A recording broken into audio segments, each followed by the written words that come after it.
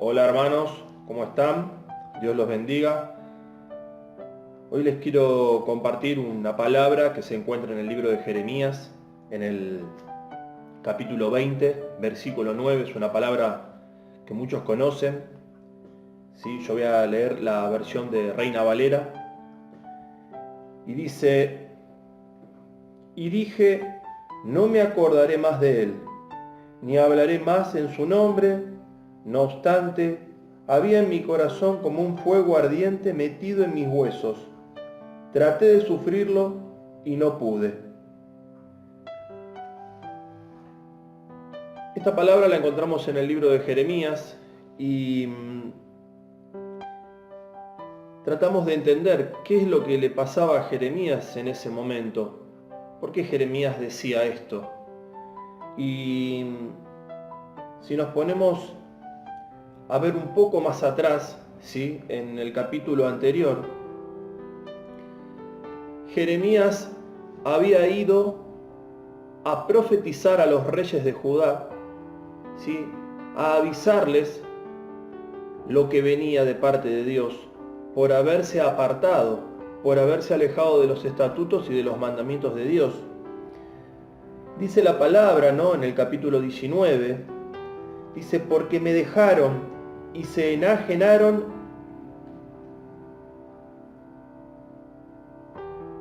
y ofrecieron el incienso a dioses ajenos, los cuales no habían conocido ellos, ni sus padres, ni los reyes de Judá, y llenaron este lugar de sangre de inocentes, y edificaron lugares altos a Baal, para quemar con fuego a sus hijos en holocaustos al mismo Baal.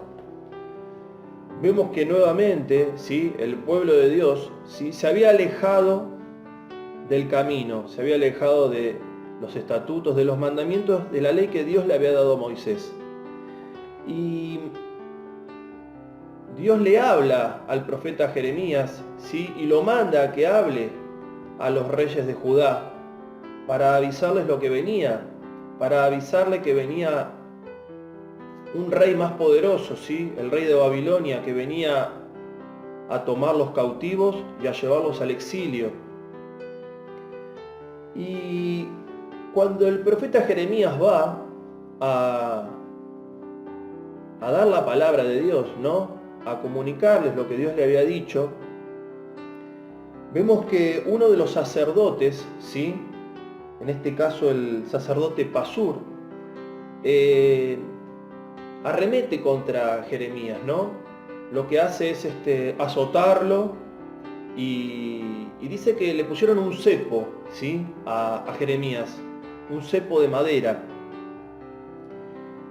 Recordemos que Josías había sido un rey obediente, un rey que era temeroso de las cosas de Dios, de la palabra, de los estatutos, de los mandamientos, y él era el que había quitado, ¿no? Los lugares altos, todo lo que era la idolatría. Había sido un rey que había tomado decisiones importantes en un momento de crisis, en un momento en donde había que tomar decisiones importantes, y este rey lo había hecho, pero se había cumplido el tiempo de Josías, y luego de Josías vinieron 3 reyes consecutivos, los cuales dice la palabra que no agradaron a Dios, que no hicieron las cosas que a Dios le agradaban. Y encontramos a los reyes, ¿no? Fueron Joacás, Joacim y Sedequías por último. Y en este tiempo que gobernaba el rey Sedequías, vemos que Jeremías, cuando el sacerdote Pasur, ¿sí? Lo azota y le pone este cepo de madera, ¿no? Vemos como que Jeremías entra en un momento de nostalgia, ¿no? En un momento podríamos decir, una crisis, ¿no? Que tuvo él, en donde él dice: no me acordaré más de él ni hablaré más en su nombre. Dice: entonces su palabra en mi interior se vuelve un fuego ardiente que cala hasta los huesos. Dice un fuego ardiente. O sea, Jeremías ya no quería hablar más la palabra en ese momento. Como que imagino que se debe haber enojado, se debe haber frustrado, debe haber estado en un momento de tristeza, de crisis, ¿no? Entonces dice que no va a hablar más la palabra, porque a causa de esa palabra que él profetizaba, lo que le venían eran calumnias, injurias, persecución, burlas, insultos. Pero vemos en este momento en donde el sacerdote Pasur pone este cepo de madera, ¿sí? Un cepo de madera son 2 tablas, ¿no?, que tienen agujeros para que pasen las muñecas y la cabeza de la persona y también los pies en algunos casos. Era con lo que se inmovilizaba a los reos en la época antigua. Y si nosotros lo trasladamos a esta actualidad, ese cepo que encontramos hoy es un cepo espiritual, ¿sí? Hoy escuchamos mucho hablar del cepo al dólar, de esta palabra, pero yo quiero hablar a la iglesia del cepo espiritual, ¿no? Este cepo de madera que dice que sujeta, que retiene, que inmoviliza, ¿sí? Y lo podemos asociar con el miedo que se vive hoy en la actualidad. Este miedo que paraliza, este miedo que no permite que podamos movernos con libertad, este miedo que nos impide que podamos salir de repente y hablar con una persona. Por supuesto que tenemos que cumplir con las órdenes que nos dan nuestros gobernantes, pero vemos personas que están tremendamente asustadas, con mucha ansiedad, mucho estrés, y sabemos que todas las cosas cuando se hacen con extremo, lo único que traen a nuestra vida es traen tristeza, traen dolor, traen angustia, traen depresión, porque todos los excesos en la vida son malos. Y vemos que acá Jeremías, él de una forma u otra, él lo expresa, ¿no? Como que dice, no me acordaré más de él, dice. Porque vemos un Jeremías que estaba cansado, ¿no? Estaba hablando el hombre y estaba hablando la carne. Y yo pregunto, ¿no? ¿Cuántas veces nosotros nos sentimos de esa forma? Nos sentimos cansados, nos sentimos agotados. Quizá en este momento estás pasando por un momento como el que pasaba a Jeremías, ¿no? Un momento de angustia, de tristeza, donde no querés moverte de tu casa, donde te agarró como una paranoia, ¿no? Por esta pandemia, por este virus. Y la verdad es que Dios no quiere que nosotros estemos así. La verdad es que Dios no quiere que la palabra esté cautiva. Dice que la palabra dice que la palabra de Dios no puede estar presa. Y es importante que nosotros podamos buscar de la presencia de Dios para tener libertad, ¿no? Para que Dios traiga ese refrigerio, ese gozo, esa alegría. Y si leemos, ¿sí?, un poquito más adelante, en algunos versículos, ¿sí?, por ejemplo en Juan 16, 33, dice que, acá habla el Señor Jesús y dice, estas cosas os he hablado para que en mí tengáis paz. En el mundo, dice, tendréis aflicciones, pero confiad, yo he vencido al mundo. Jesús mismo nos está diciendo, Él desde antemano nos estaba avisando que íbamos a tener aflicciones, que íbamos a tener dificultades. Sí, pero tenemos que aprender a confiar en Él. Porque cuando peleamos la batalla con nuestra fuerza, con la carne, nos cansamos, nos agotamos, ¿sí?, nos frustramos, como le pasó a Jeremías. Pero también sabemos que, como dicen en 1 de Juan 4:18, en el amor no hay temor, sino que el perfecto amor echa fuera el temor, porque el temor lleva en sí castigo, de donde el que teme no ha sido perfeccionado en el amor, ¿sí? El amor viene de Dios y el miedo no es de Dios.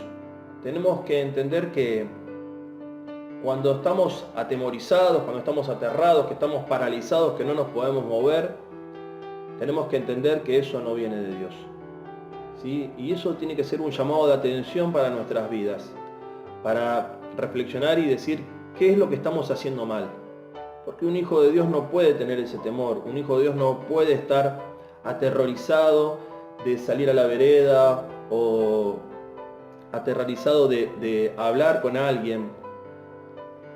Entonces es importante que nosotros podamos hacer como decía el apóstol Pablo, ¿no? Cuando le escribe a Timoteo, ¿no? en una de las cartas, ¿no? Dice, pelea la buena batalla de la fe, dice, echa mano de la vida eterna, ¿sí? Echa mano de la vida eterna. Tenemos que movilizarnos nosotros, tenemos que activar, ¿sí? Por eso después en 2 de Timoteo dice, por lo cual, del capítulo 1, el versículo 6 y 7 dice, por lo cual te aconsejo que avives el fuego del don de Dios que está en ti por la imposición de mis manos, porque no nos ha dado Dios espíritu de cobardía, sino de poder, de amor y de dominio propio. Hermano, si en este momento estás aterrorizado, si en este momento estás afligido, angustiado, que prendés la tele y estás como paranoico, apagá la tele, tomá la palabra de Dios, ¿sí?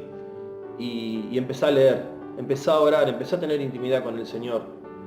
Buscá los momentos del día para decir, bueno, por la mañana, por la tarde, por la noche voy a orar y voy a empezar a tener más intimidad con el Señor, voy a leer la palabra. Desenchufate de las cosas del mundo, ¿sí? Porque el Señor dijo, en el mundo tendréis aflicciones, dice. No sigamos retroalimentando eso, mirando más la televisión, alimentándonos de mala información, de las cosas que pasan, ¿sí?